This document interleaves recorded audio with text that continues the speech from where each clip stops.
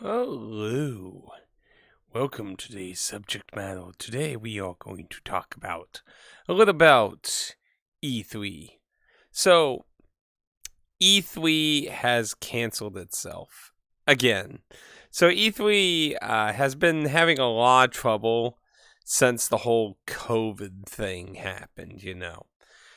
And obviously, most places have basically, returned to normal and that when it. Oh, bless me. Sorry. But most places have recovered from. Oh.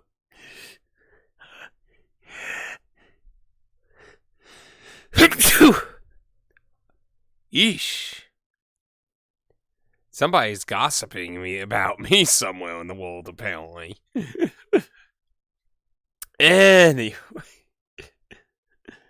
A lot of places have recovered, since then.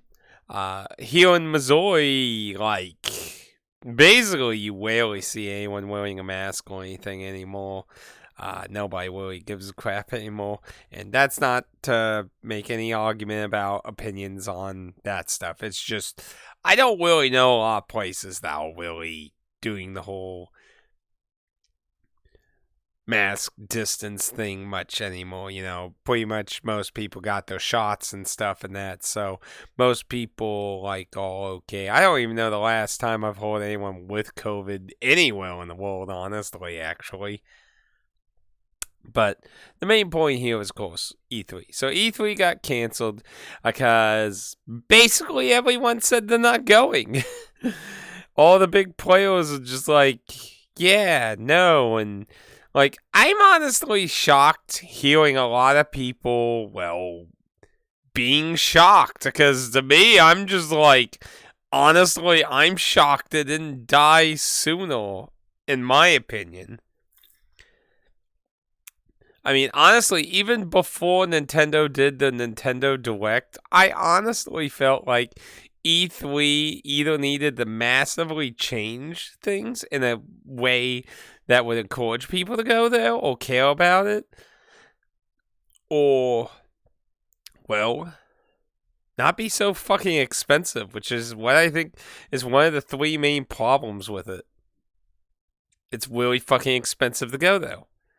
There are tons of ways to do what E3 does now for a huge fraction of the fucking price it is to fucking do what E3 does.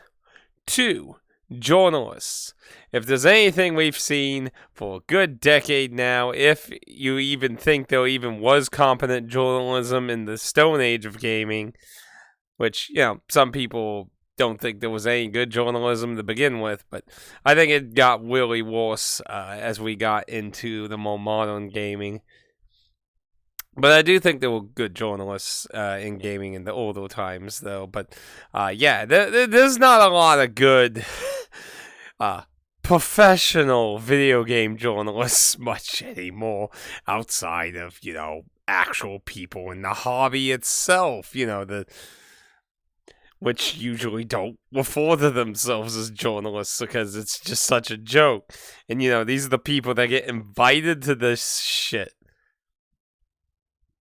At this point, most people like me who play games, care about games, talk about games, do videos on games, watch other people who do videos on games and stuff, we generally hate what video game journalism is right now. I'm not talking about, people like me. I'm talking about, Kotaku and shit. We don't care about them. And they're the people that go to E3 usually. So when you got a bunch of people that say, basically pieces of crap and shit all the fucking time, and they're the ones that go to report at the event that costs a lot of fucking money, and we don't really care about their fucking opinion, that kind of hurts. Again, why fucking even have people do E3 then when you're not really getting to the people you want, and it's a fortune to fucking do it. E3 has become a conglomerate money hole over the last several years of its life. And like I said, to me, I'm shocked it didn't die sooner. That's not to say E3 didn't have a useful point or anything, but the factor of money and journalists really didn't help its case. And then, of course, the last is people like me. Now, of course, I'm not hot stuff. I'm a small channel and shit. But there's obviously bigger boys who do the exact same kind of things I do, talking about videos, doing reviews, and actually doing the shit journalists should be doing for way less. And they wonder why they're going unemployed. But yeah, I mean, those are my problems with E3 in, well, the later years of its life, even when it still was actually getting a lot of companies to come to it. I think at this point, like, similar to how a lot of companies realized, hey, we don't need this giant office building. Like, when the COVID thing happened and they did, like, home to work stuff and that, a lot of companies are like, you know what? We really don't need this giant building that we're paying shitloads of money into to have people. And these people could just stay home, use their own electricity, their own water, their own resources, while we install spyware on their computer to keep track of them doing their job and stuff. Like, a lot of companies found it, like, more beneficial. And I feel like that was the real wake-up call for E3's getting axed at this point.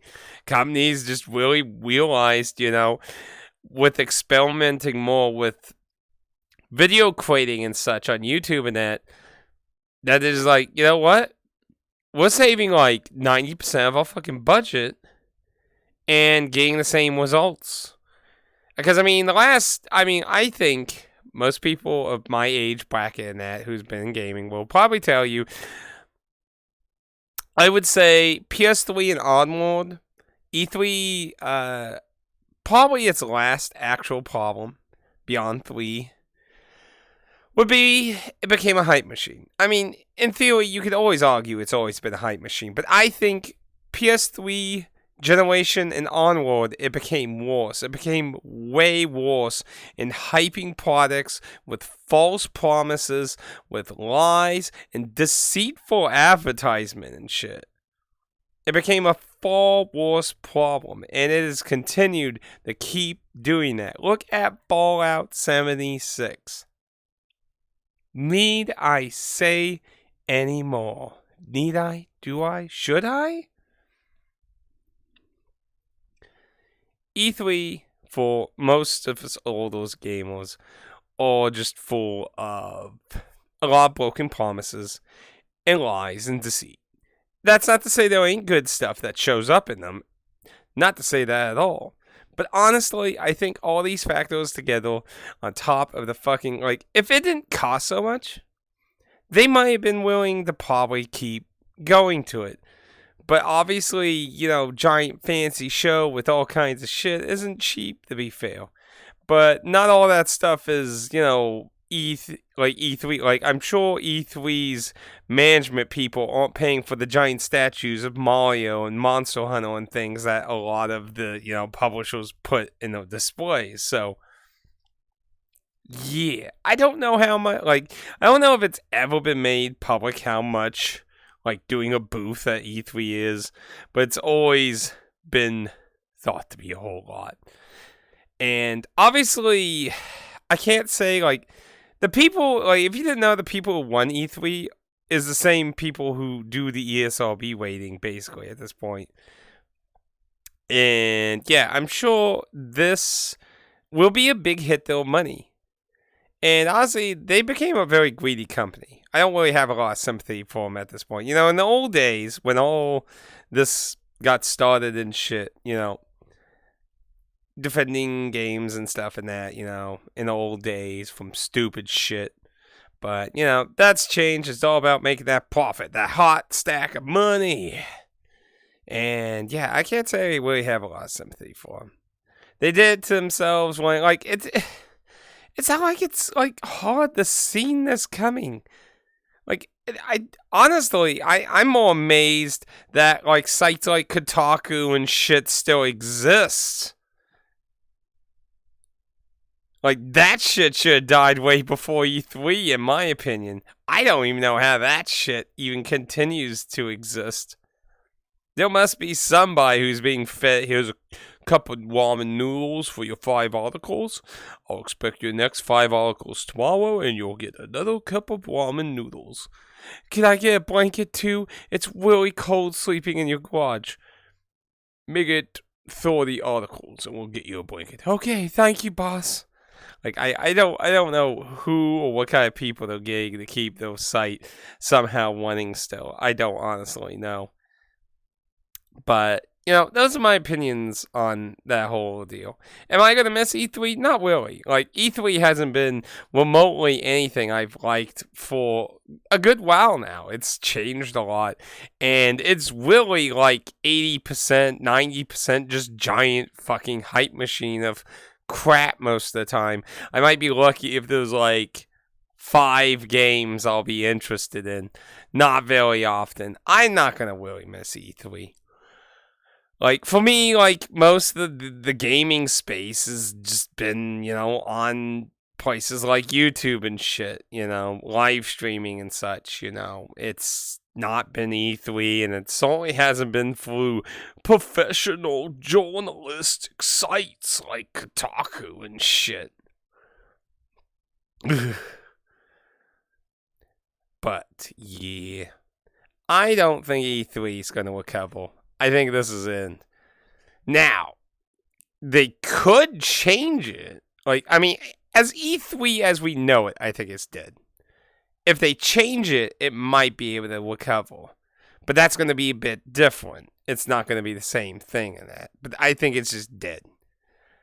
The only way they're going to save it is by massively changing it. Probably greatly decreasing the prices they charge and shit. And, well, I don't know if that's possible for them, because to be fair, I don't know how much electricity and winding and maintaining that building is. I don't know all that fees, so I'm not gonna make the bold statement and say like they're all greedy and shit. But if they are, then if they want to have a chance keeping this around, I probably would consider lowering that shit. But that's just my 2 cents. Either way, I think it's done. I think we're going to see all the big players just do their own fucking shows, or maybe even go to new ones. There might be someone who might look at the mistakes E3 had and be like, I know what the problems here are. I'm going to want a better show. Of course, that's going to be harder because, that's going to be a startup thing, and it's not going to be very easy to convince big corporations to come your thing. But it's not impossible. Not impossible.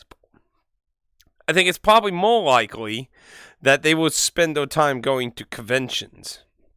Like, I remember the year that Bandai Namco was at New York Comic Con during Dark Souls 2, I remember they had the demo where you got to fight you got to fight that one area with all the total dudes, and then you got warped with a bonfire to the Mirror Knight, which...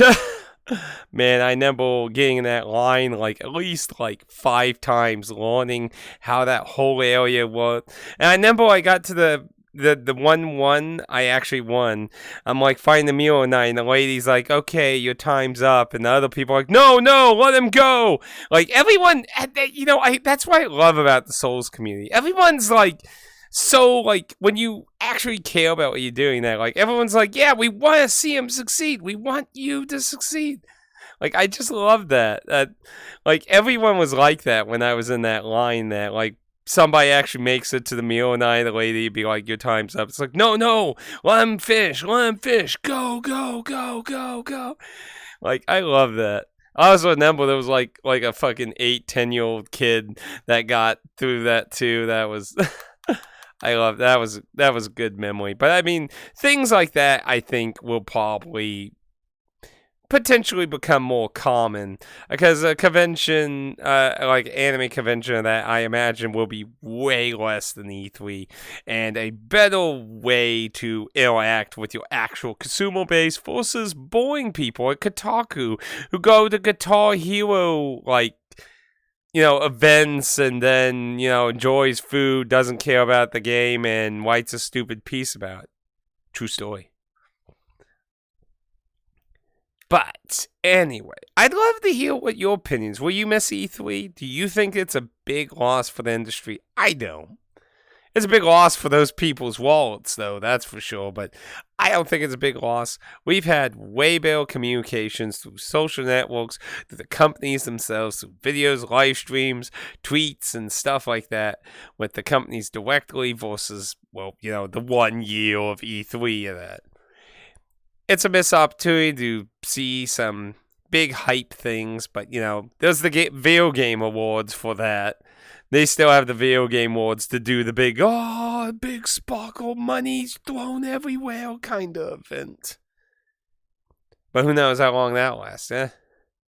I mean, every year that keeps getting way more ad and kind of cringy. But to be fair, though, that was pretty good ending to the Elden Ring thing. But, that's a different subject now. I'd love to hear your opinions on E3. Do you think it's going to be a big loss, or are you just going to be like me and be like, yeah, bye, Toulouse, you kind of did it yourself?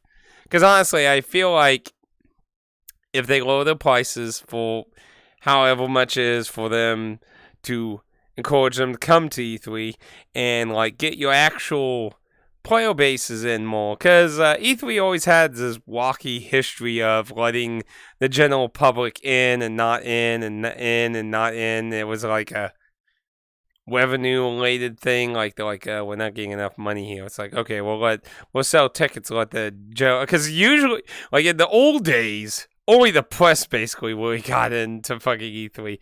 Like the general public was something that came later with that. But they'd always be kind of wishy-washy each year on how that worked or that. Like, E3 was really about, like, the journalists and shit. And journalists have become very worthless in the gaming industry, or just about any industry, basically. But again, that's also getting into other subjects. But, yeah, let me know what you think. I'm not going to miss E3. Sure, there were some nice memories of certain things. Some good, some bad, some memes and stuff. But I don't think we're going to see it back. But hey, we'll see what next year holds. I'm sure they're going to try. Don't get me wrong. I'm sure they're going to try to do something, because it's a huge money source. But will it succeed is the question. Because obviously if nobody comes, there's no event. So that's the problem they face next year. Can they find a way to make the companies come? And that's why I say, like, they need to make it cheaper and shit. They need to make it where they feel like they're going to get a decent deal, get what they want out of it and that. Because I've always, and now I keep rambling, I've always been on the opinion, like, if you've watched me for a long time, you probably know, I've always been on the opinion that I feel like companies waste a huge chunk of money on advertisement. Yes, advertisement is a pawn, but just similar to like E3, there are way newer ways to do advertisement without spending shitloads of money or losing shitloads of money. I mean, you could literally just find a bunch of Let's Players, give them a download code for free, and let them play the game. And that's all it costed you, is one sale of the game, and you get like that person's audience exposed to the game, and you'll likely get a good chunk of them to be interested in the game. Like, I mean, there's so much new ways to do that kind of thing now. Is that the best for everything? Not necessarily. But, again, like, it's a cost-saving thing. And I always felt like a lot of companies blew shit. Like, literally, when you look at how, like, a lot of different games develop, like, because advertisement is part of the development overall price thing. They do throw the advertisement in there. You would be surprised how much fucking money they waste in fucking advertisement. I remember so many fucking outrageous numbers. It's like mind-boggling how much EA and shit would waste to do billboards and all kinds of fucking shit. But obviously, like I said, it's so much easier and cheaper to be able to do that. There's so many other ways other than expensive billboards and TV ads now.